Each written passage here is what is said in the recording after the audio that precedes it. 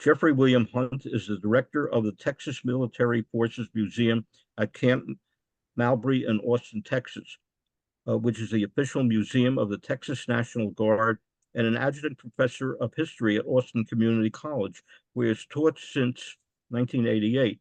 Prior to taking the post at the Texas Military Forces Museum in 2007, he was a curator of collections and director of living history program at Admiral Nimitz National Museum Pacific War in Fredericksburg, Texas, for 11 years. He holds a bachelor's degree in government and a master's in history, both from University of Texas at Austin. 2013, he was appointed honorary admiral in the Texas Navy by Governor Rick Perry in recognition of his efforts to tell the story of the Texas Navy during the period of the Texas Revolution and Republic. In 2018, his Meade and Lee after Gettysburg received the Gettysburg Civil War Table Distinguished Book Award. I'm sorry, the print is small. In 2022, he was awarded the Edward Cole Barrs Award for Outstanding Civil War Scholarship. He's a veteran reenactor, 35 years experience. He's the author of The Last Battle of Civil War, Palmetto Ranch, Meade and Lee after Gettysburg, Meade and Lee at Bristoe Station, Meade and Lee at Rappahannock Station. And he's also a contributor to the Essential Civil War Curriculum, the Revised Handbook of Texas, and the Gale Library of Daily Life, American Civil War. And before we go any further, I sent an email to Jeff, and I asked him to come back next year. So we're going to have another series. We'll continue. This has been a popular series right now. So this is the fourth lecture in Meade. It started off, and here we are. And we did it last year, too. Jeff, you're on. Right. We'll get this thing where it needs to be. There we go.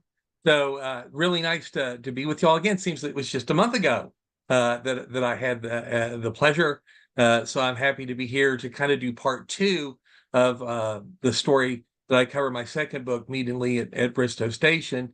So this is the 6 months after Gettysburg that everybody kind of forgets about. Historians tend to hit the fast forward button and get to the overland campaign, or they go off to Chickamauga and Chattanooga, as though nothing of importance is going to take place in the Virginia theater with the two most famous armies of the Civil War for half a year. That, of course, is obviously not the case. So when we were together last time, we talked about the months of August and September of 1863. And during this period, the Army of the Potomac is basically in a static position here, position that it's had since the end of July, around Warrenton, with its forces along the upper Rappahannock River. On August 1st, the Federals had seized control of Rappahannock Station and Kelly's Ford, so they've got bridgeheads here. They've rebuilt the railroad bridge on the Orange and Alexandria Railroad right there, and Meade was poised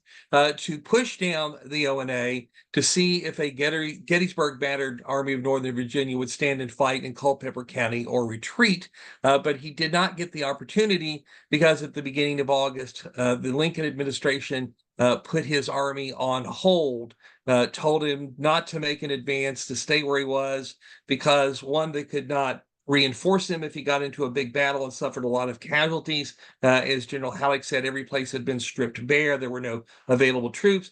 And secondly, because they're going to have to pull away almost 9,000 of Meade's best infantry to enforce the draft in the north. And so the war for about 6 weeks had kind of slipped into a stalemate. And during that period of 6 weeks, there was a lot of back and forth amongst the federal high command. Lincoln and Halleck, Stanton in Washington, of course, General Meade in the field.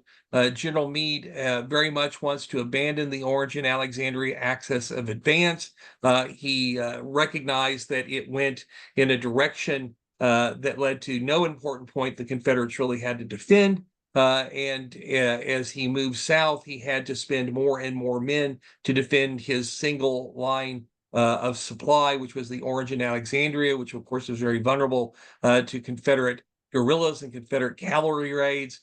Even along the upper Rappahannock, he's got 5,000 soldiers spread out between there and the Potomac River defending that railroad. And if he keeps going south, he's going to have to spool out more and more men to do this. That will weaken the combat power of his army. Lee will be able to just retreat in front of him until he finds a good defensive spot, at which point he can turn around and fight, and perhaps turn around and fight with the numerical advantage in his favor. So what Meade wants to do is he wants to shift his army toward Fredericksburg, to change his line of supply to Aquia Landing on the Potomac, which would give him a very short railroad supply line to guard. It would put him in a position, especially if he got into Fredericksburg ahead of the rebels, to advance straight on Richmond over a secure line of supply, and make it impossible for Lee to really back up very far before he had to stand and fight. That proposal has been vetoed by the Lincoln administration. They do not like the idea of taking the Army of the Potomac back to the scene of its greatest disaster, basically just a year later. There are congressional elections coming up in October. And so there's a political component to this. Going back to Fredericksburg was seen to be an admission of strategic bankruptcy on the part of the Northern war effort. It would also conjure up, of course, all the horrible memories of that December 1862 battle. So Meade is stuck where he's at, and he's told, look, your job is not to get Richmond. Your job is to go out and fight the Army of Northern Virginia. And if you switch over to Fredericksburg, you're just exchanging one set of difficulties for another. Anywhere you go, you're going to find Lee in front of you. He's going to be in a good position. And surely it will be no harder to destroy his army around Fredericksburg than it will be destroy his army somewhere along the O&A. This is very frustrating to me. It doesn't make military sense to him, but that's where things stood. So in August and September, you had both armies recuperating very quickly from the Battle of Gettysburg. By the time that we get to the beginning of September, both of them are basically at the same strength they were on the first day of Gettysburg. And Meade is standing still under orders from Washington to stand still. Robert E. Lee, for his part, is very anxious to assume the offensive, to sort of redeem his defeat at Gettysburg. He still believes that the only way that the South can foil the North is to be aggressive, to make the North fight on the South's terms, to steal the initiative away from the Federals in the way that he'd done through most of 1862, and very successfully at that.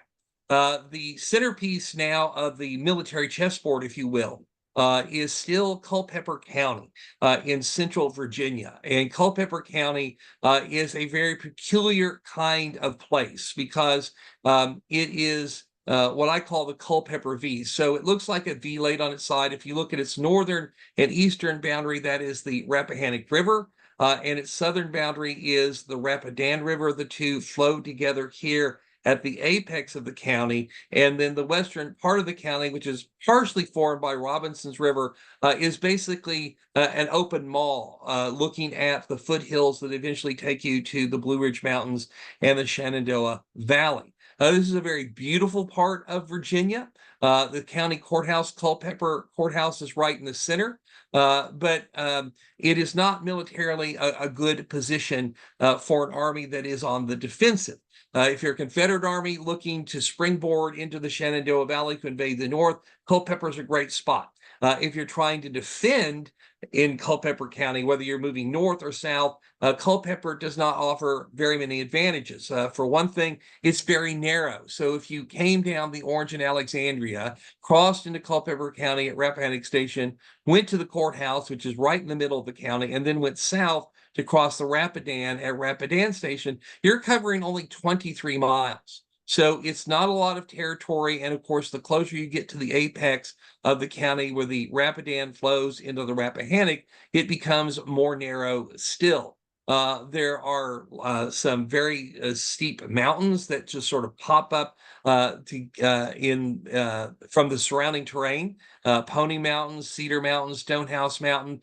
These are great for observation points, but nowhere in Culpeper can you anchor both the left and the right flank of a defensive line without having one end or the other of your line being vulnerable to a flanking movement. In addition, If you fight a battle inside Culpeper County and you lose it, you would not have to retreat very far before you would find yourself against a river. If you're the Southerners, that's the Rapidan. If you're the Northerners and you're fighting in here and having to retreat, it's the Rappahannock. There are lots of fords on both of these rivers, but not many bridges. Basically, the two railroad bridges are the only ones that matter. And the difficulty, of course, is that both of these rivers can flood very, very quickly. It doesn't take a lot of rain, and those fords are going to disappear. So if you fight a battle and you lose, you back up against this river, the weather turns against you, you're trapped, and you're not going to be able to escape. And this is why when Lee had got here and looked around at the end of July, the beginning of August of 1863, he had decided not to leave his infantry in Culpeper, but had taken it below the Rapidan, which was more easily defended, leaving Stuart's cavalry as a buffer here in Culpeper to keep the Army of the Potomac at bay while the Army of Northern Virginia recovered from Gettysburg. Another interesting thing about Culpeper County that makes it not very desirable from a defensive standpoint is that if you're inside Culpeper County, you are on the low ground for the most part. So the terrain north of the Rappahannock and south of the Rapidan is higher than the terrain inside Culpeper. And what does that mean? It means that if you're a Confederate army and you're at Culpeper, the enemy can mass behind the high ground and do that basically unseen. And then he can either lunge across the river unexpectedly, or he could do what Burnside had done at the start of Fredericksburg campaign when he was basically in the same spot, and that's make a rapid march down to Fredericksburg in an attempt to cross the Rappahannock before the Confederates could respond. If you're a Federal army inside Culpeper and you're looking to attack a Confederate army behind the Rapidan, well, all those fords are heavily defended. They're well entrenched and they're on high ground. So you have a very, very dangerous position here. If you're a Federal army inside Culpeper, the great danger is that you can be easily outflanked to the west. And so Culpeper is just not really a good place for an army to be. And so Lee had backed out of there, leaving only his cavalry behind. And so throughout the month of August into September, you've got the Federal Army north of the Rappahannock, the Confederate Army south of the Rapidan, and about 23 miles separating them. Of course, this provided an opportunity for the Confederates, who in this period sent Longstreet's corps, or most of it, west to reinforce Bragg after the fall of Chattanooga. The Federals eventually got wind of that. And in mid-September, Halleck and Lincoln had told Meade to find out if the rumors of Longstreet's departure were true. So on September 13th of 1863, Major General Alfred Pleasonton, commander of the Union Army's Cavalry Corps, had sent his whole corps into Culpeper to find out the truth of Longstreet's departure. This led to the Battle of Culpeper Courthouse, a very dramatic two-day action that pushed Stuart's cavalry back behind the Rapidan, confirmed that Longstreet was gone, although where he had gone, Pleasonton could not say definitively, but also showed that Lee still had two corps, Richard Ewell's and A.P. Hill's, behind the Rapidan and ready to defend the Rapidan line. Lee was just not going to make a retreat because the Federal cavalry had advanced. For Meade, this was a problem because now that he had found out what Lincoln and Halleck wanted to know, he desired direction. What do you want me to do with that information? And Halleck, who was increasingly distracted by what was going on in Tennessee and Georgia, was slow to respond. So Meade sent his cavalry to the Rapidan and then decided to take his infantry into Culpeper County and mass it around Culpeper Courthouse. Now, he understands the vulnerability of putting his army inside Culpeper County. He knows all of the weaknesses of trying to defend inside Culpeper County. But what he was hoping for here was that by advancing his infantry, he might scare Lee into retreating towards Richmond, especially if Longstreet's gone. Lee is weak. And he might fall back. Of course, this is not something that Robert E. Lee is going to do. Lee is going to stand his ground. And now Meade has a problem. He's got his infantry in this very vulnerable V of the rivers, but he can't go backward because going backward without a battle would suggest a defeat. It would look like a retreat, and he does not want to do that. And Lincoln doesn't want him to do that on the eve of congressional elections. And so Meade is sitting there, and he knows that now he's expected to make some sort of an advance against a weakened Confederate army, but he doesn't know whether he wants to go east or he wants to go west. And of course, to the east is the area around Chancellorsville, the Wilderness. The Union Army has campaigned here before. Didn't necessarily work out well for the Federals. So he's giving some thought to going west. And so in late September, he sends a reconnaissance into Madison County. That leads to the Battle of Jack's Shop, which both sides claim a victory. But just as Meade is digesting the reconnaissance information that's been gained, you have the Battle of Chickamauga. And the Federal Army, the Cumberland under Rosecrans, is beaten. It retreats back to Washington. And although Lincoln and Halleck both thought that this meant there was an opportunity in Virginia. If Lee is weak, here's a chance for Meade to do something decisive. And they preferred to leave Meade's army intact to do that. When they discovered that Meade had no immediate plans to launch an offensive, they gave in to Edwin Stanton's logic that Meade wouldn't attack, and therefore he doesn't need all the men that he needs. And the 11th and the 12th Corps were withdrawn from the Army of the Potomac and sent to Tennessee to be under Grant's and Hooker's command to try and redeem the situation in Chattanooga. And so where does that bring us? It brings us to the beginning of October of 1863. And so here's the positions of the two armies. We have the Confederate infantry, A.P. Hill here on the left flank, and Ewell on the right flank, with Fitz Lee's cavalry division on the far right, and Wade Hampton's cavalry division still under Jeb Stuart's personal direction because Hampton is recovering from his Gettysburg wounds on the far left. When Meade sent his cavalry into Madison County on a reconnaissance, he had replaced that cavalry along the Rapidan with infantry. So the 1st Corps is near Morton's Ford, the 6th Corps near Raccoon Ford, but the 5th Corps and Buford's cavalry division backing them up around Stevensburg, and then Kilpatrick's cavalry spread out along Robinson's River, and then the rest of the army basically around or north of Culpeper Courthouse, or spread out defending the railroad. The Army of the Potomac has about 90,000 men. Lee's down to 55,000.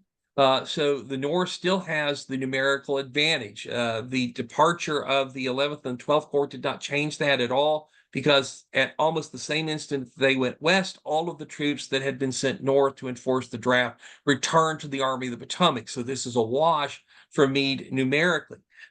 For Meade, however, the loss of 2 corps leaves him feeling like he has no offensive capability left. He can't fight his way across the Rapidan in the face of Confederate entrenchments. And so having lost 2 corps, he believes that he can do nothing except stand on the defensive. Lee has lost a third of his army with the departure of Longstreet, but looks at things very differently. If the Federals have sent 2 corps to the west, then that means opportunity as far as Robert E. Lee is concerned, and a chance to finally go on the offensive, something that he's wanted to do since August. So on the evening of October 8th, Lee masses his troops to the western end of his line, and on October 9th, he begins to cross the Rapidan River to the west and move his infantry into Madison County. And Stuart's cavalry goes up to the Robinson's River, prepared to move into Culpeper County to screen the advance of Hill's infantry corps, which will be followed by Ewell's infantry corps. Fitzhugh Lee's division is left behind with 2 brigades of infantry from Edward Johnson's division to keep up the charade along the Rapidan. The Army of Northern Virginia has not moved.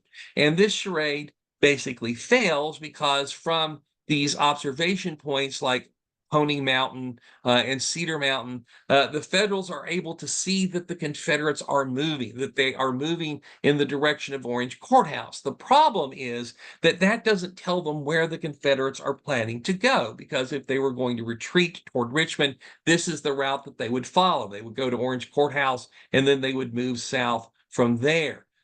So Meade doesn't know if this presages a Confederate retreat or, as his instinct basically tells him, the beginning of a Confederate offensive. He knows how vulnerable his position in Culpeper County is, and so this thrust by Lee into Madison County might mean the beginning of a Confederate counterattack. So Meade doesn't know what to do. And he knows that Washington is looking over his shoulder, that if he makes a misstep here, if he suffers a defeat, it's probably going to mean his relief as commander of the Army of the Potomac, the destruction of the reputation that he had won at Gettysburg, something that means a great deal to him. And so he's kind of caught in that awkward position that we've all probably felt at one point or another, where the boss is staring at you, waiting to see what you're going to do, which makes you hyper conscious, makes you super careful. You don't want to make a mistake. You're probably not going to be operating at your best in circumstances like that. So Meade decides to basically play both ends against the middle. So what he does is he shifts his infantry over, some of it to the western side of Culpeper Courthouse, and prepares basically to meet an attack from Madison County. But in case the Confederates are in fact retreating, Meade knows that the one thing he can't let them do is get away without a vigorous pursuit. So he already has the 1st and the 6th Corps along the river. He sends the 5th Corps down to support the 1st, and then he sends Buford's cavalry division down to Germanna Ford with orders to cross it, move up the south bank of the Rapidan to Morton's Ford, and help the Federal infantry cross. And once the 1st and 5th Corps are crossed, they will move down and uncover Raccoon Ford and allow the 6th Corps to cross. And then those infantry units will wait here while Buford goes to Orange Courthouse to see what it is the Confederates are actually doing. Unfortunately for Meade, the orders for Buford to launch this reconnaissance are late. He is expected to move on the night of the 9th. He actually doesn't move until the morning of the 10th. And so Meade is not going to get the timely information to inform his thinking that he was counting upon. That's going to make him very nervous. And while there's this big void of information from down here, news starts to trickle in from the west that Stuart has crossed Robinson's River. He's gobbled up a 115-man detachment of the 120th New York at Bethesda Church, which was on picket duty, and he's pushed toward James City. Kilpatrick has come up to meet him. General French's 3rd Corps has sent a division under Henry Prince to back up the cavalry, but Stuart is accomplishing exactly what he wants to accomplish here. So he's keeping the Federal cavalry busy, and there's this day-long skirmish around James City. Doesn't mount to much in terms of a lot of fighting, but it does keep the Federal cavalry focused away from the advance of Hill and Ewell's infantry. This thrust by Stuart also displaces the Federal observation post on Thoroughfare Mountain, which helps to blind the Federals.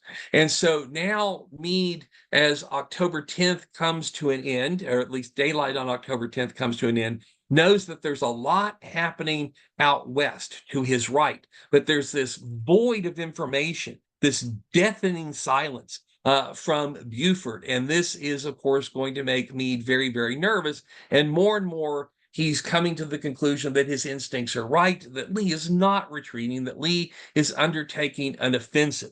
And chewing on this for a while, toward the afternoon of the 10th, Meade decides that he is going to order a retreat. And so, and the dates here are wrong. My apologies. This is actually October 10th and 11th.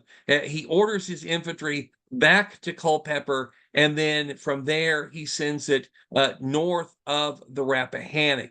And a courier goes back to tell Buford, get yourself across the Rappahannock as fast as you can and rejoin the army. Buford's not going to get that message till the morning of October 11th, much to his dismay. He was wondering where all that infantry he was supposed to meet was. And by this time, of course, you're going to have Hill and Ewell ready to spring into Culpeper County as well. On the morning of October 11th, the cavalry division under Buford, finally alerted to what's going on, knows it's supposed to retreat. The only place it can do that, of course, is Morton's Ford. Buford very wisely sends a section of guns and one of his brigades under Chapman across the river and down to the west to block any attempt by the Confederates to get behind him and cut him off from the ford. That's going to lead to a nasty little skirmish in which the Federals are going to be handled pretty roughly, but they will manage to keep half of Fitz Lee's cavalry division from, in fact, getting to Morton's Ford and cutting General Buford's division off. The Confederates under Brigadier Generals Lomax and Chambliss attack Devon's cavalry brigade around Morton's Ford. That's the rear guard. The Federals can't get away very quickly because the road has to be corduroyed. The banks has to be cut down to allow the cavalry and its artillery to pass. So you have a very nasty fight here at Morton's Ford. The Confederates push the Federals back against the river, but don't manage to keep them from escaping. So the Federals get away from Morton's Ford and then begin an advance toward Brandy Station. And the Confederates under Fitz Lee are following. At the same time this is happening, Jeb Stuart has gotten to Culpeper Courthouse. The Federals have pulled back from the courthouse onto the ridges to the northeast of town. Stuart has had to send cavalry divisions and cavalry regiments in different directions on reconnaissance and screening missions. So he's only got about 5 regiments with him, and he's facing Kilpatrick's entire division. So he says, well, it would be foolish for me to attack. So instead, I'm going to try and outflank the Federals and cut them off from Fleetwood Heights at Brandy Station. And if I can get between them and the Rappahannock, we might be able to destroy Kilpatrick. Kilpatrick, of course, sees what's going on. He begins a retreat toward Brandy Station. And at about the same time, the troops over here spot Fitz Lee following Buford coming up from Morton's Ford. And so you have this really remarkable occasion that is written about in the letters and the diaries of the men who participate in all the regimental histories of 4 cavalry divisions within plain sight of each other, all of them racing toward Brandy Station at the gallop. And Fitz Lee sees these Yankees here, but he doesn't see Stuart over here. So his guns start to fire at this distant Federal column. They overshoot, begin to hit Stuart's men. And Stuart, recognizing what's going on, says, well, the best way to show that I'm a friend and not a foe is to swing down and try and disrupt Kilpatrick's column long enough for Fitz Lee to cut him off. And so Stuart swings down and attacks Kilpatrick along the Orange and Alexandria Railroad. Fitz Lee, who has not been able to keep Buford from getting to Fleetwood Heights, moves in to try and cut Kilpatrick off. And so you get this running swirl of a cavalry battle. It's really dramatic stuff. And at one point, Kilpatrick's division is completely cut off, but only 2 Confederate regiments, the 5th Virginia and 6th Virginia, are in its way. And so Custer gets permission to form his 1st and 5th Michigan into a double column of squadrons to attack and break through, which he successfully does. Stuart, of course, pushing the rear guard, and the Federals nonetheless managed to get to Fleetwood Heights, join Buford here. The Confederate cavalry masses against him. And for the rest of the afternoon, you have, in essence, another battle of Brandy Station. Charge and countercharge, attack and counterattack, the fighting on horseback as well as on foot, artillery in play. Neither side can really gain an advantage here, but toward the end of the day, Buford is able to disengage, pull back a brigade at a time, get himself back across the upper Rappahannock River via Rappahannock Station, and rejoin the Army of the Potomac. So in terms of battle honors here, this is kind of a wash, except this very important thing has happened. Stuart has completely absorbed the attention of the Federal cavalry. Gregg's division is north of the river. It's protecting the flanks of the Rappahannock line and helping to guard the railroad leading back toward Washington. So the Federal cavalry has been completely blinded by Stuart's operations here. And though by the time that you get to nightfall on October 11th, you have a situation where Meade has gotten his army into a safe position. He's deploying it along the upper Rappahannock to repel a direct Confederate attack across the river, which of course Robert E. Lee would never make. Meade knows that, but of course he has to take this precaution anyway. Meade has lost sight of Lee's infantry. He doesn't know where Lee's infantry is. But he has a hint, and the hint comes from the fact that that brigade of Confederate infantry that had been left behind to support Fitz Lee has been spotted by Federal cavalry around Brandy Station. And the report is coming in that, hey, there were Confederates wearing knapsacks at Brandy Station. And this would seem to indicate that Lee's infantry has come into Culpeper Courthouse and is concentrated inside Culpeper County. And so as Meade goes to bed that night, that is his supposition. And it's not entirely wrong. Lee has brought Hill and Ewell almost all the way to Culpeper, but Stuart has told him that the Federals have pulled back behind the Rappahannock. And so Lee has better intelligence at this point than Meade does. And Meade, anticipating that the Confederates might attack across the Rappahannock, has to defend that line. Lee, knowing that there's no way he's going to make an attack like that, now looks for a method to continue the offensive. And that method, of course, is to outflank the Federals once again. So on the morning of October 12th, Lee's infantry begins to swing north from Culpeper to cross the upper Rappahannock around Sulphur Springs and Waterloo. David Gregg's cavalry division is over here watching this area. He's got one brigade at Warrenton and another brigade under Irvin Gregg, his cousin, over here around Sulphur Springs. The 1st Maine Cavalry is sent out that morning to make sure the Confederates are not heading toward the Shenandoah Valley. And of course, it crosses the line of the Confederate advance well before the Confederate infantry begins to come up. So you've got Ewell traveling on the inside track toward Sulphur Springs. You've got Hill coming up here toward Amosville and then Waterloo, both of them ultimately aiming for Warrenton. Fitz Lee cavalry is screening the right flank of Hill's infantry. And Stuart, of course, is advancing here in front of Ewell's infantry. And they leave only a brigade of cavalry around Culpeper Courthouse under Brigadier General Pierce Young. And so this is what the Confederates are doing on October 12th. Meade, for the first half of the day, is sitting here behind the upper Rappahannock, wondering what's going on. He doesn't know where Lee's army is. He doesn't know where the Confederate infantry is. The one thing he has found out is that all of the rebels that were around Culpeper Courthouse the day before have not advanced toward the Rappahannock. And he is expected that if Lee is trying to outflank him, he would run into Irvin Gregg and the warning would come in. The Confederates are flanking you. But by noon, there's nothing. There's complete silence there. And at this point, there begins to be a conversation in Meade's headquarters.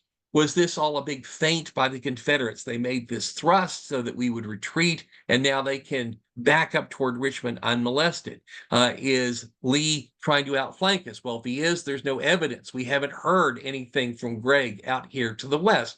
Is he still around Culpeper County, just beyond our line of sight, waiting to give battle? And Meade doesn't know. But Meade begins to worry what his retreat behind the Rappahannock without putting up a fight looks like in Washington. And in fact, some of his own troops are beginning to wonder, why didn't we stand and fight? Surely the fields around Culpeper Courthouse are as good as the fields north of the Rappahannock. And so Meade beginning again to worry that Lee is giving him the slip, like he had given him the slip at Falling Waters, like he'd given him the slip at Manassas Gap, is doing it again at Culpeper. So Meade now decides to go over to the offensive, at least partially. So he's going to leave the 1st and the 3rd Corps along the Rappahannock. He's going to leave Gregg in place, but he's going to send Buford and the 6th and the 5th Corps and the 2nd Corps, all of it under the command of John Sedgwick, back across the Rappahannock to go down the Orange and Alexandria Road to Culpeper Courthouse and find out whether the rebel army is there or not. So with Buford in the lead about noon, the Federals cross the Rappahannock River again. The 6th Corps, followed by the 5th, are trailing along behind Buford. The 2nd Corps under Gouverneur Warren just crosses the river and then waits. And in front of them is this lone Confederate cavalry brigade under Pierce Young, who, of course, is hopelessly outnumbered, sends desperate pleas for help, and puts up pretty gallant defense. It's all charade. They spread their men out. They put little groups in every break in the trees to make it look like there's a column of cavalry there. The band goes around and it plays everywhere, trying to convince the Federals that there are lots and lots of Confederates. None of this fools Sedgwick or Buford. And by dusk on the 12th, they're able to tell Meade the Confederate army is not around Culpeper Courthouse, which then begs the question, where is the Confederate army? If it's not around Culpeper Courthouse and we still heard nothing from David Gregg, it has supposedly disappeared. And with a sinking feeling, Meade believes that what it's done is what a lot of his officers have suggested. It is booking it toward Richmond, having scared the Federals back across the Rappahannock to give it all the space it needs to make an orderly retreat. Of course, this is not what's happening, but it's what Meade believes is happening. So that evening, he allows the half of his army that's crossed into Culpeper County to go into bivouac there. So as dusk falls on October 12th, one half of the Union Army is on the south bank of the Rappahannock, and the other half of the Union Army is on the north bank of the Rappahannock. And this turns out to be a bad idea. In fact, Meade's chief of staff, Andrew Humphrey, said this was the one mistake that Meade made in the entire campaign, because as we know, the Confederates are not retreating toward Richmond. They are swinging around to outflank Lee. Why wasn't Meade warned? Well, bad luck and good Confederate tactics. So David Gregg has sent his cousin Irvin Gregg to watch this sector between Sulphur Springs and Jeffersonton. And he's got a regiment or two in Jeffersonton, and he's told them to keep a lookout for the Confederates. And when Confederate cavalry first shows up, these regiments begin to retreat toward the Rappahannock. Pardon me. And when David Gregg hears about that, he's not happy. He sends them back there. He says, "You're not allowed to retreat from Confederate cavalry." Unfortunately, these two federal regiments, the 13th and 4th Pennsylvania, get back to Jefferson just as most of Stuart's cavalry and Wade Hampton's division shows up, backed up by Ewell's corps. And very quickly, the Confederates deploy to overwhelm these forces. The Federals cannot retreat. The Confederates run off most of their horses. So a lot of the Federal infantry has to go to a little hell here outside of town and make a stand. They're quickly overwhelmed and captured. The Confederates are also going to get between the Federal cavalry and the river. And so as the Federals try to retreat, they have to run a gauntlet. And very few of them are actually going to get away. Pardon me. The courier that is sent back as soon as this Confederate infantry shows up is shot and captured. So Irvin Gregg doesn't find out really what's going on until the Confederates are basically at the river, and he makes a pretty determined stand here, but the Confederates fight their way across the river and drive his forces away. And it's only once they're retreating that a courier is sent to Meade. They realize, boy, nobody got to Meade. So a courier is sent off to Meade to tell him what's happening. At the same time, you've got Ewell coming up toward Jeffersonton and Sulphur Springs, and Hill's coming up toward Amosville. The First Maine's going to find itself cut off. It has to make this long 90-hour retreat way up to the north and the west to avoid being captured. And it's not until midnight on October 12th that the message finally comes in from Gregg's front saying that the Confederate infantry is at Sulphur Springs. They're across the Rapidan. They are closer to Warrenton than the Army of the Potomac is. And so now Meade is in real trouble. If he does not move fast, Lee is going to be in his rear and cut him off from Washington. So if up to this point, Meade has sort of vacillated, preparing to attack and defend at the same time. He doesn't know where the Confederates are. He's worried about what Washington is thinking regarding his strategy, whether he has the guts to stand and fight. Now there's clarity. He knows where Lee is, and where Lee is very dangerous. And so when Meade looks at the map, this is what he sees now after midnight. He's got the Confederate infantry here ready to swing into Warrenton, where Stuart's cavalry has already arrived. Half his army is on the wrong side of the Rappahannock River, and there's only one thing that he can do at this point, and that is to order a retreat back toward Manassas Junction and Centreville. And once he makes that decision, Meade acts with great decisiveness, issues very clear orders in a very difficult situation. So there's no mess up on staff work here. There's no miscarried communication. This is an outstanding performance by Meade and Humphreys and his staff. And his corps commanders at this point. So the word goes to Sedgwick, wake everybody up, get them back across the river, and the rest of the army is shifted over to the right flank just in case Lee were to come storming down the banks of the Rappahannock toward Rappahannock Station. And once they realize that's not going to happen, then the Second Corps under Warren, the Third Corps under French, along with Gregg and Kilpatrick's division, are sent on a parallel route toward Centreville that will carry them through Auburn, while the rest of the army retreats straight up the Orange and Alexandria Railroad. The Confederates, of course, are going to be concentrating on Warrenton at this same time, and Ewell's going to get there fairly early the next morning, but Hill, having a further distance to travel, is not going to get to Warrenton until mid-afternoon. So on the night of October 12th, 13th, the Federals retreat across the Rappahannock.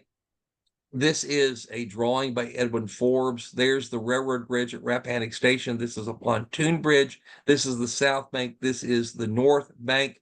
And once the Federals get themselves across this bridge, a bridge that they had just finished rebuilding on August 5th, they have to burn it. So on the night of October 12th and 13th, the bridge at Rappahannock Station is put to the torch to complicate the Confederate pursuit. The army, that part of the army which is treating straight up the Orange and Alexandria Railroad, has a very tough march. Sedgwick's troops do not get any rest. They march all the second half of that night and all the next day toward Catlett Station before they're going to be put into bivouac. Meade's movements are slowed by his enormous wagon train, 1,200 wagons of his reserve train that are trundling along with him under Buford's protection. And this is going to mean that this area between Warrenton, Auburn, and Catlett Station now becomes the critical piece of ground on October 13th and 14th. So what's going to happen here is that Ewell's going to get to Warrenton by midday on October 13th. Hill is coming up. He won't get there until late afternoon. Fitz-Lee's division is still coming up, but Hampton's division has moved toward Auburn to block the Caroline Road, which the Federals might be using, or to prepare itself to swoop down toward Catlett Station if the opportunity presents itself. For the Confederates, this is going to be a very disappointing day because although they've stolen a march on Meade, they're almost out of rations. And this part of Virginia has been fought over for 2 years. It's been picked clean. There's no real foraging to do. There's some persimmons and some chestnuts and that sort of thing, acorns, but Lee has to wait in Warrenton for his supply trains to catch up with him. And they've been moving much further to the west than Hill's infantry. They're not going to get there till late in the day. And although the citizens of Warrenton are delighted to see the Confederate army there, and all the ladies turn out and they cook and they cook and they cook to feed the Confederates, Lee's infantry really can't go anywhere for a whole day. He's got to wait for those supply trains to show up so he can reprovision his troops. So while the Confederate infantry is massing here, and Stuart's cavalry, or at least one division of it, Wade Hampton's division, is here around Auburn, the Second and Third Corps, along with Gregg and Kilpatrick's cavalry division, are coming up the Caroline Road toward Auburn itself. And the intention of Meade here is they'll come to Auburn and they'll swing west around it and they'll go up toward Greenwich, and then they'll come over to the Orange and Alexandria Railroad via Bristoe Station. And so as the Federals are making this advance in the afternoon of October 13th, Jeb Stuart arrives in Auburn, goes to a high hill just above the tiny, tiny little village. And as he looks south, he can see the head of the Federal Corps here. And as he catches sight of them, they're actually down here on the Warrenton branch of the Orange and Alexandria Railroad. And initially, it looks to Stuart like they are turning east and heading toward the main railroad. And so Stuart very much wants to find out where the Army of the Potomac is. Lee has now lost track of the Federal infantry. Stuart's job is to find the Yankee infantry for him. And so he leaves Lomax's brigade in Auburn, and he takes Funston's and Gordon's brigade down toward the Orange and Alexandria. And he gets to St. Stephen's Church, and his scouts come and report to him that they have seen the bulk of the Federal army along the Orange and Alexandria. And in addition to the Federal army, they have spotted this vast park of Federal wagons, the 1,200 wagons of Meade's reserve train.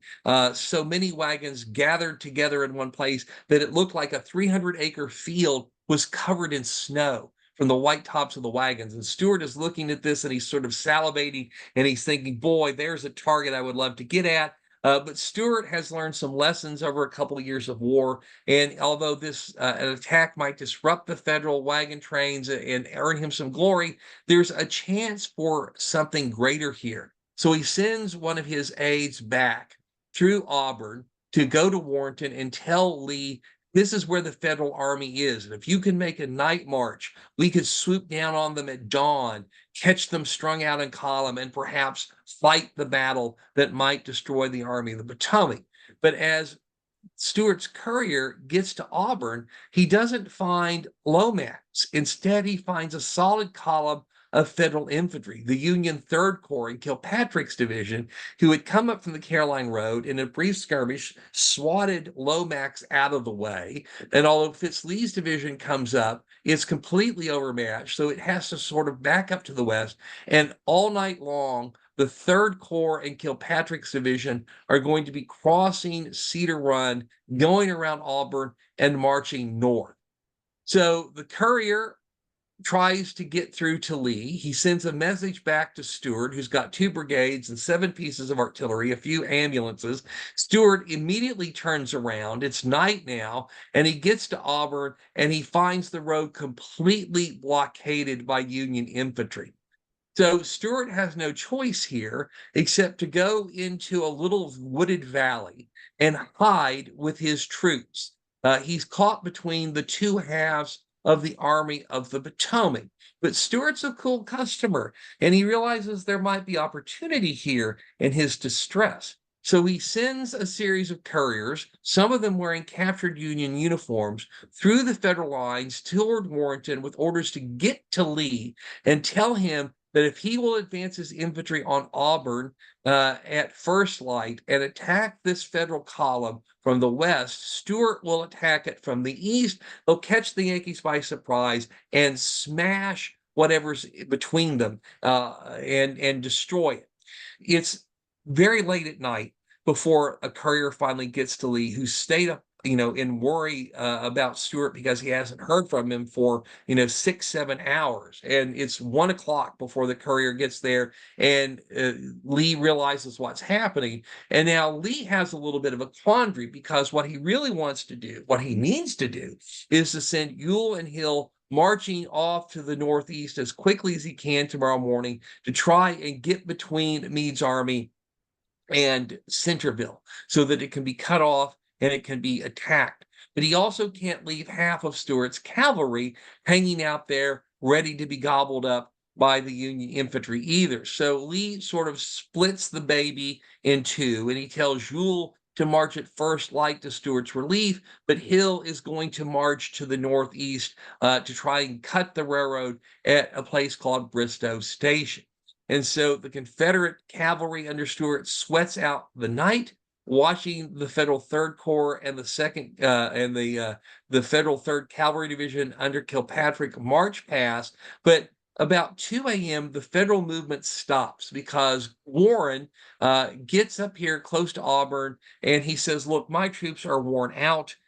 They really can't go any further. I'm going to bivouac for the night. Greg is going to bivouac with him." About the same time, a Union courier manages to get through to him and say, in the morning, instead of following the Third Corps west of Auburn toward the New Brunswick area, we want you to turn east at Auburn and march toward the Orange and Alexandria Railroad, which of course would put Warren's Corps and Gregg's cavalry on a direct collision course with Stuart's 2 brigades hiding out here in the woods. And so this is where things stand on the evening of October 13th. And so here's your big picture. Most of the Army of the Potomac is here along the O&A. By the time you get dawn on the 14th, Kilpatrick has gotten to Buckland Mills, and you've got the Third Corps here at Greenwich, fixing to come down toward Milford, where it can cross Broad Run. You've got the Second Federal Corps and Gregg's cavalry just south of Auburn. Stuart in his hiding place, Fitz Lee hovering nearby, and Ewell and Hill at Warrenton about to march in their separate directions. So this is the way that the armies move on October 14th. So big picture, here goes Hill swinging down toward ultimately Bristoe Station. Ewell is going to go toward Auburn to save Stuart. The Federal infantry is now all converging on the Orange and Alexandria, heading towards Centreville. This is where Meade is telling them to go. The morning of October 14th is going to see the first serious fighting around Auburn. And so basically what happens is that the Federal infantry is beginning to cross Broad Run. Caldwell's division and a battery go up to this high hill right behind the little village. Hayes' division is starting to cross. Webb's is coming in the rear behind the supply trains. Gregg is guarding everything to the west. Ewell is coming in to rescue Stuart.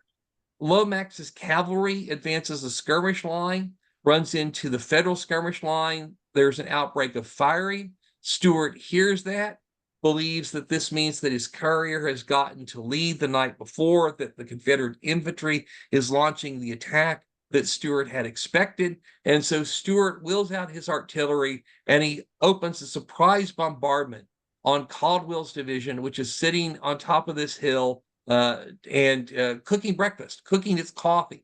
And the Confederate barrage kills quite a number of the Federals, forces them to run to the other side of the hill to take cover while the Federal artillery turns around and engages the Confederates. And forever afterwards, the Army of the Potomac will call this high ground Coffee Hill, which is the name that it still bears to this day. Unfortunately for the Confederates, that high ground, and here it is, you can see a picture of it. This is all there was of Auburn, and there's the high ground where Caldwell's division got caught by Stuart's artillery. Unfortunately, the Confederates with Stuart suddenly hear the fire to the west cease. Lomax's cavalry skirmishers had been repulsed, and they backed up, and now Stuart sees Hayes' division coming down the road in his direction. and he knows that he's got no choice but to try and get out. So he sends the 1st North Carolina Cavalry under Colonel Ruffin to launch an attack to stymie the Federals long enough to let the rest of his troops get on the road and try and make a retreat. That's a very gallant attack.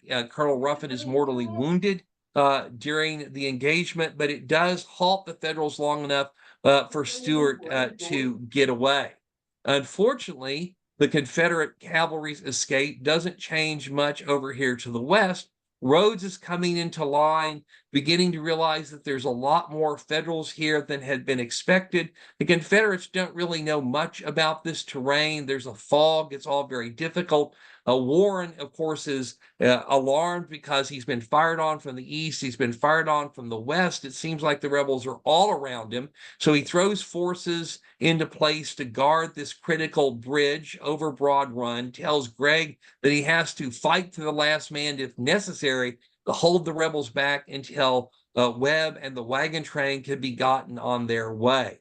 As Rhodes comes into position, General Ewell decides that the Federals have taken up a good post on very formidable ground, and rather than launch a direct frontal attack into this mass, he shifts Rhodes down to the south, sends Early across Broad Run to outflank the Federals, and brings Johnson up to basically fill the void between Early and Rhodes. All of this is going to take a lot of time. There's a lot of artillery fire going on. There's considerable skirmishing, but while the Confederates are trying to deploy here, the Federal Second Corps and Gregg's cavalry division are steadily crossing Broad Run and now moving toward the Orange and Alexandria Railroad. Stuart manages to find a place to get across Cedar Run. I'm sorry, I said Broad Run. Cedar Run and get out of the way, but there's no obstruction now for Warren's corps. He's going to make his escape. That doesn't mean there aren't some scary moments. The Confederates finally get themselves into position and they begin to close the trap that they're trying to set. Confederate skirmishers cross Cedar Run from the south. Early's coming down from the north. The last Federal brigade under Colonel Brooke is kind of in a pickle, but manages to just squeeze through the trap before it closes. Although elements of the 148th Pennsylvania and 57th New York are shot up, a lot of men are captured, but that's all the Confederates really gain from this fight at Auburn. Nonetheless, if the goal of the Confederates had been to save Stuart, Stuart has been saved, although it turns out that it really didn't require the help of Ewell to achieve that victory.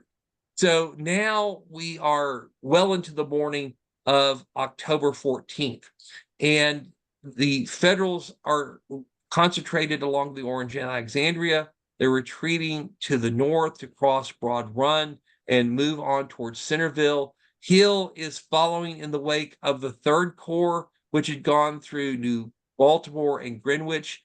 So he's finding a lot of abandoned equipment. He's picking up a lot of stragglers. The Federal campfires are still burning, or their coals are still very hot. So he believes he's hot on the tail of the Federal rear guard. He leaves Anderson's division and Scales Brigade around Buckland Mills to watch Kilpatrick's cavalry because he doesn't really know what's here. Ewell has left Auburn, is taking the inside track toward Bristoe Station, and Stuart's cavalry. Stuart has gotten his cavalry south of Cedar Run. He's ridden over to find Lee and Warrenton. Lee, of course, is relieved to see Stuart. He tells him, "This is what I need you to do now. I want you to advance on Ewell's right as a screen between him and the Federal infantry." Unfortunately, Stuart has hardly slept the night before. He and his men are almost completely exhausted. And this is about the only reason that we can explain what Stuart does next, and that is to make a very bad mistake. So he's supposed to march alongside Ewell, but he mistakes a sharpshooter battalion that Ewell has sent toward the Orange and Alexandria Railroad to poke at the Federal rear guard as Ewell's corps, or a signal that this is the way Ewell's corps is going. So Stuart goes toward the O&A, where he's going to follow the Army of the Potomac instead of moving along Ewell's flank and acting as a screening and reconnaissance force, which means that the Confederate infantry that is coming down toward Bristoe Station has no cavalry in front of it to tell it if there are Yankees there or not. And that turns out to be very unfortunate because about 2 p.m. on October 14th, Heth's division at the head of Ewell's Corps is nearing Bristoe Station. Hill rides out in front of it and from a vantage point sees an enormous amount of Federal stragglers here in the plain south of Broad Run. And on the north side of it, he sees the Federal Fifth Corps just beginning to resume its retreat. Now, Meade has organized his retreat in such a way that all of his corps are supposed to stay within supporting distance of each other. So the Third Corps is to the north. It's supposed to stay within supporting distance of the Fifth Corps, and the Fifth Corps is supposed to stay in supporting distance of Warren's Second Corps, which is just beginning to arrive in the Bristoe Station area with Webb's division in the lead. But Sykes is very, very nervous today. He's extremely worried that the Confederates are going to get between him and French, and he'll be cut off. And so he keeps sending messengers to Warren, where are you? Why don't you hurry up? And finally, he decides that he's going to move at the first opportunity to get out of there. And so when he sees a Second Corps patrol show up at Bristoe Station, he says, well, there's the Second Corps, and he puts his column in motion. This is going to be dismaying to Warren and his corps, and his men are never going to forget it. In fact, one of his officers said Sykes was told that the Second Corps was coming, and so it was, and so was Christmas, which of course at this point is still several months off. So the Fifth Corps begins to retreat, but in a way this works to the Federal advantage because Hill, who believes he's following the Federal rear guard, sees Sykes moving off, and he says, oh my gosh, the Federals are getting away. And the whole purpose of Lee's campaign here is about to be lost. The Federals are going to get away before we can swoop down and attack them. And so without any reconnaissance whatsoever, and Stuart's not here to help him out, without any idea that the Second Corps is coming up from the south, Hill decides that he's going to deploy his leading division, Heth, and he's going to move toward Broad Run, cross it, and tear into this Federal rear guard. Unfortunately, as Hill deploys Heth's division, Webb's division comes up from the south and moves toward the railroad bridge over Broad Run, and it has the advantage of this railroad fill here, this embankment to take the Orange and Alexandria over low ground as it comes up toward the creek that very much shields the movement of Webb's division. Webb is sending out skirmishers to his flank. They are going to begin to engage Confederate skirmishers.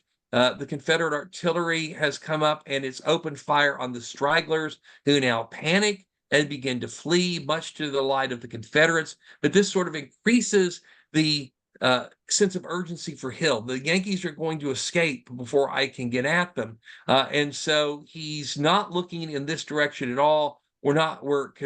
Federal infantry is going into position. Federal artillery is going into position as well. So intent on chasing the Fifth Corps, A.P. Hill orders Heth to send his troops forward. He's got 3 brigades in line, Kirkland's and Cook's, followed by Walker's, and they begin to move toward Broad Run when they start to take skirmish fire from the Federals on their right. And this makes General Cook very nervous. He says, if there are Yankee skirmishers over here, they're there for a reason, and this is a great danger, and we need to deal with that. So he sends word back to Heth, who sends word back to Hill, and for 10 minutes, the Confederates stop moving. And this 10 minutes turns out to be critical to the way the battle that's coming is going to unfold, because in that 10 minutes time, Hayes' division comes up to reinforce Webb's. Warren, who recognizes the advantage of the railroad fill here, he's been the Army's chief engineer for a long time, he knows this area, orders his men to take post behind this railroad embankment. And so the Federal skirmishers begin to retreat, and the Federals, because they get those 10 minutes, they get the critical ground. After 10 minutes, Hill sees the head of Anderson's division showing up. He says, okay, I've got enough troops on the field now to deal with any problem that's out here. He orders the advance resumed, but as the Confederate infantry begins to move toward Broad Run, the Federal skirmish fire finally becomes so hot that Cooke decides he can't ignore it, and he wheels his brigade toward the railroad embankment. Kirkland conforms to that movement. Walker's brigade continues straight toward Broad Run.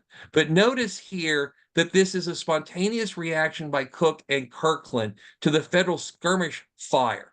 It is not an advance that's ordered by Heth. It's not an advance that's ordered by Hill. Neither one of those men tell the Confederate infantry to move toward the railroad embankment. So this is a purely tactical decision on the spot. As the Federal skirmishers retreat, the Confederates are wheeling around. Now the Federals are in position. Several batteries have come up. The Confederates still don't know that there's Federal infantry here, but they're about to find out. So as they move toward the railroad embankment, the Federals are beginning to open fire on them. A Confederate battery comes up and takes position on high ground to try and support them, but it's in a very bad spot where the Federals can get a crossfire on it, has no real protection. And now you get the major action at Bristoe Station. Cooke and Kirkland advancing on the railroad embankment, the Federal infantry perfectly protected, supported by ample artillery on high ground behind them, is going to savage the Confederate infantry. The Confederates are going to make a sort of halting advance. Some of the regiments, like the 27th North Carolina and the 52nd North Carolina, are going to get it right up to the railroad embankment. The 11th North Carolina is going to be able to get some troops over the embankment to try and outflank the Federals, but the Federals refuse their flank. And with the artillery supporting them, they're going to drive these guys back. There's a brief penetration along the road that cuts through the railroad embankment, and there's therefore no protection. You've got raw Federal troops here from the 42nd New York, but they managed to turn back the Confederate advance, although their commander, Brigadier General Mallon, is mortally wounded in the engagement, and the Confederate infantry is just shot to pieces by Federal artillery and Federal infantry firing from the protection of the railroad embankment. And at that point, it's forced to retreat. Some of that retreat is very orderly. The Confederates under Cooke, who Cooke has been wounded now and taken from the field. Kirkland's wounded as well. But this is an orderly retreat here. These three North Carolina regiments managed to retreat in good order. The others are forced to run the gauntlet. The Federals throw a brigade across the railroad embankment into some woods to hit the Confederate flank. And so this is a disaster for the Confederates. Two very good brigades badly shot up and forced to retreat because, in essence, they were ambushed. Although the Federals did not deliberately ambush them, the Confederates were not deliberately sent into the ambush. This is the gist of it.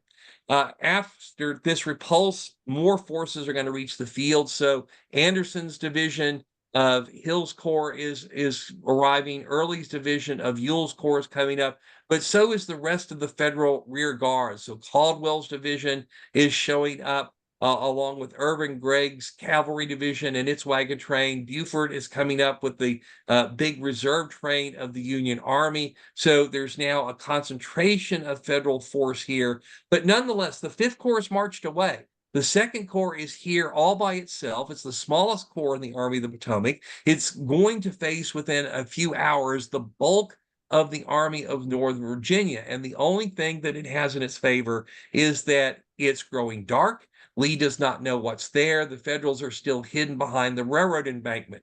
And so the Confederates very desperately try to mass their forces to launch an attack against the Federals before it's too late. Unfortunately, Gordon's brigade of Early's division, which is Early's biggest brigade, goes off on a wild goose chase after Irvin Gregg's wagon train, which it spots and therefore is out of position and not in place to launch a flank attack on the other side of the railroad against the Federals. And given all the Yankee artillery that's here, that probably is for the best that that attack was never made. And so dusk falls with the lines pretty much where they were during the height of the fighting. And overnight, the Federals manage to slip away with the help of a light rain. They slip across Broad Run. The Confederates do not know that they are escaping. And when the rebels advance the next morning to attack the Federals, they discover that the Federals are gone. Warren has made a clean getaway. At this point, Lee says, well, there's really not much more I can do. It's not going to do me any good to advance on the Federal entrenchments around Centreville. I could outflank Meade again, but he'll just fall back in the defenses of Washington where I can't get him. I can't stay this far north because winter is coming. Richmond can't supply me this far north. My men are not outfitted for a winter campaign. So he decides to send Stuart up to Bull Run to harass the Federals, to keep Meade guessing. So there's a lot of skirmishing around Bull Run on October 15th. The Confederates have one last stab at trying to catch the Union wagon trains, but they're not able to do it. And with the situation on October 15th, you see here the Confederates around Bristoe, Stuart along Bull Run, the Federals now around Bull Run and Centreville. Lee decides that the time has come to retreat. So his army begins to pull back. Meade does not follow immediately. It begins to rain very hard. Bull Run floods. So Meade is not able to cross the creek until the 18th. He's going to take his advance largely down the Orange and Alexandria, but also use the Warrenton Turnpike.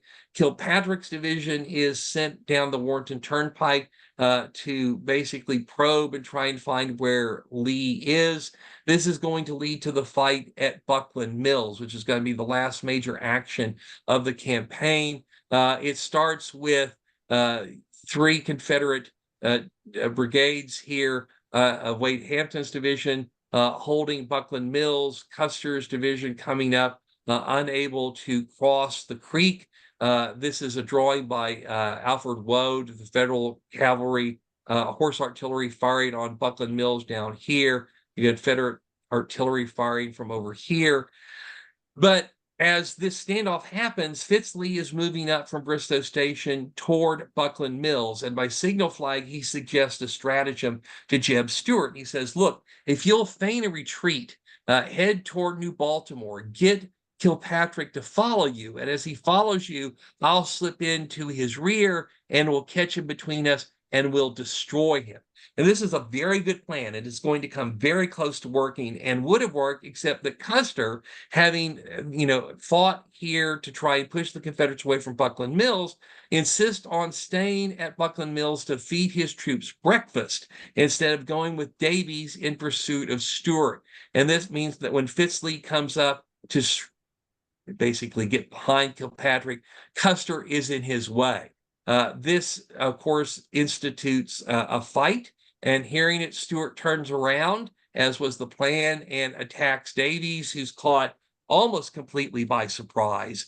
And as Davies turns around, heads back toward Buckland to find out what the firing here behind him is, Stuart launches his counterattack. And the result of this fight is that Davies is going to be cut off. He's going to have to make a long cross-country run back to Haymarket and the security of the First Corps. Custer makes a little bit more orderly retreat, followed by Fitz Lee. But the Federal cavalry is basically chased back to the arms of Union infantry over a distance of about 3 or 4 miles. And this is why the Confederates dubbed the victory the Buckland Races. And so this is a sort of upbeat ending for the campaign as far as the Confederates are concerned. But it's more important than that, because Lee's army is pulling back down the Orange and Alexandria Railroad, heading straight toward Rappahannock Station. The Federals don't know where the Confederate infantry is, but to explain this disaster, Kilpatrick sends word to Pleasanton, who sends word to Meade, that he had been attacked by Confederate infantry. Confederate infantry line 2 miles long had assailed Custer at Buckland Mills. And from this, Meade discerns that Lee's infantry is around New Baltimore and waiting to be attacked. So overnight, on October 19th, Meade concentrates all of his infantry around Haymarket. And then the next morning, he moves toward New Baltimore, expecting to have this big fight. But of course, Lee is not there. Lee Jeff, has gone the way Jeff, back down Rappahannock Station. Stewart's fighting away. And so when Meade strikes, there's nothing there. And the Confederate army is gone. Lee destroys the railroad as he retreats, making it hard for Meade to follow him. And by the end of October, we're basically right back where we were at the beginning or the middle of September of 1863. And although nobody knows it, the Army of Northern Virginia has launched its last great offensive north of the Rappahannock River.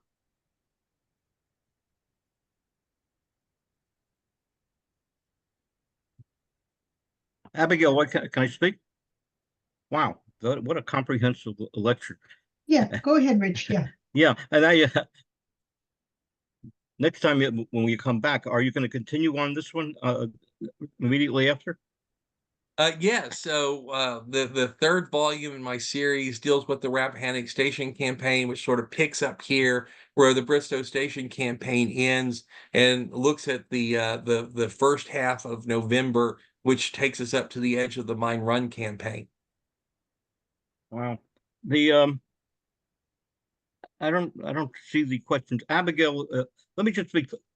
Something just came up, and I'm going to have to determine. I'll let Abigail take the questions. Take a look at my name. If anybody wants to be on the mailing list, you'll see it njcivilwarrt@aol.com. Next 2 months, we're going to have Abraham Lincoln. Abigail, take the question. Something just came up. I got to leave the position here. Okay. Okay, I don't. Abigail will take the question before I don't see any questions right now. So people. Okay. Before anybody asks the questions, then Abigail will field them. The rules I have is 1, no statements by you. We came to hear the speaker. 2, don't ask a question more than 45 seconds. And 3, never quote a book written on anything. There are 20,000 books on the Civil War, and you can't say what happened to the Herkimer book on page 98. Don't do that. Normally I would stop them. Abigail's a nice person. Again, guys, something just came up, but Abigail will take the rest of the question, and thank you. Great. Okay. Hi, everybody. I see one question in the chat. And that's did Stuart retreat from Buckland races past New Baltimore to the Walnut Hills? Okay, so I didn't quite get that. Did Stuart retreat from Buckland races past no, he didn't quite get to New Baltimore before he turned around and launched his counterattack. Okay, does anyone have any questions? If you just want to step in or mute yourself and ask, or post it in chat. So I think somebody's asking, what's the big impact of all of this? Well, there are a couple of things that the impacts here.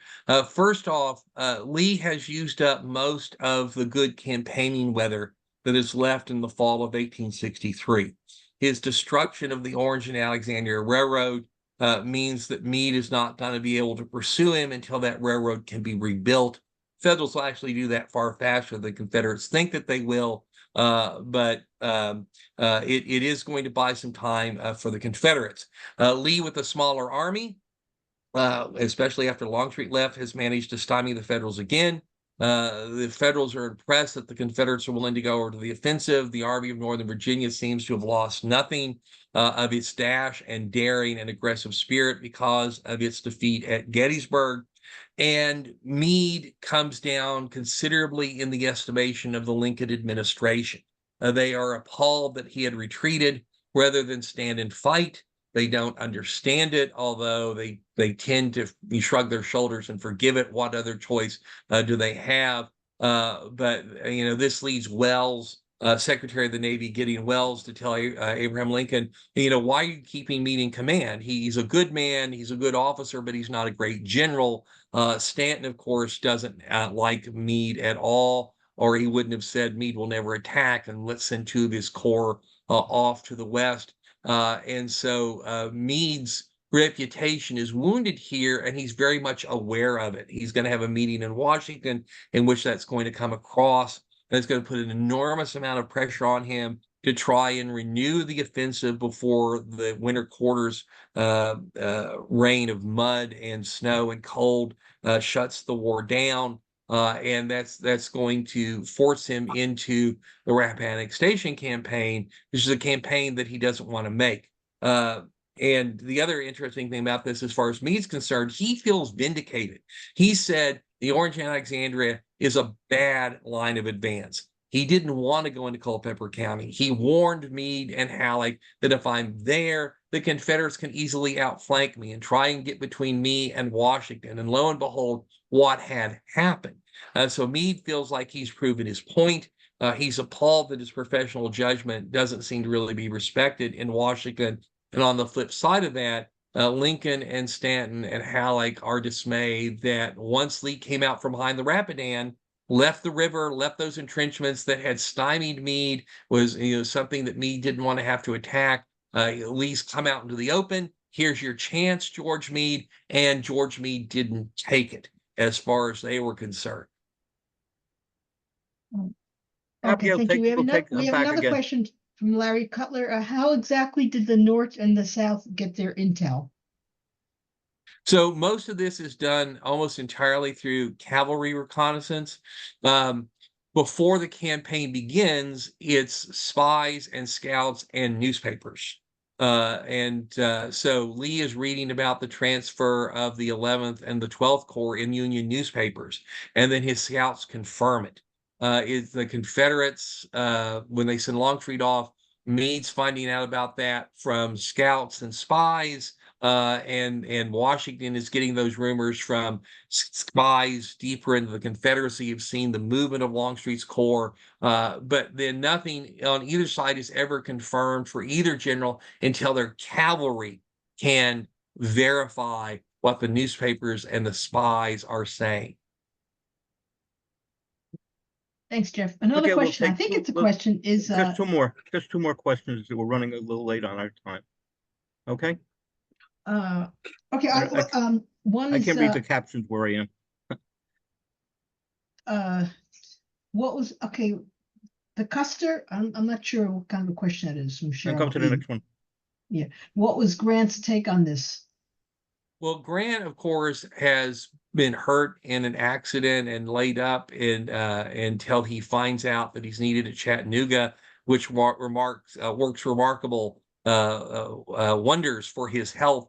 But he's completely involved in trying to transfer his army from Vicksburg to Chattanooga, which is incredibly difficult. There's no telegraph between Memphis and Vicksburg, and so you're relying on slow steamboats. And once his army gets to Memphis, it's got to rebuild a railroad as it marches toward Chattanooga. He's involved in all of this.